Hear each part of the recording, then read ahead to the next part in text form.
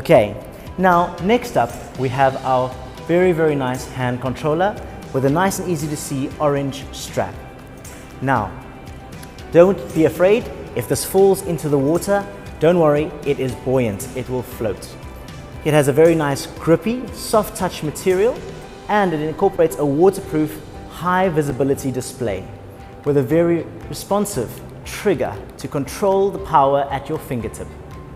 With its IP67 waterproof and buoyant design, you don't have to worry about losing it, even if it comes off while you're foiling.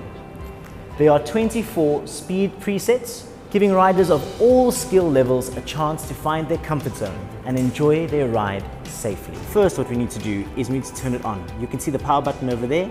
Just hold it until you see the Waydoo logo. There it is. Now it's on. Now take a look over here. You have two lights that are flashing. This means the hand controller is connected to the board.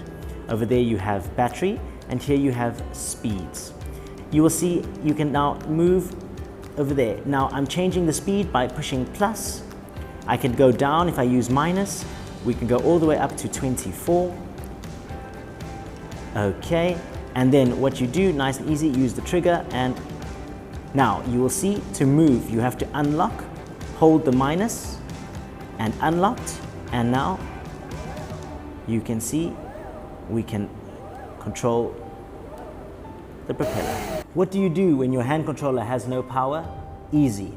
All you have to do is take the supplied cable with magnetic charger. You can use any power source, laptop, power bank, even an adapter into the wall, and you plug it in over there where you see that you line it up, and you'll see over here is the board's battery, over there is the hand controller's battery in the corner, and you can see it's charging.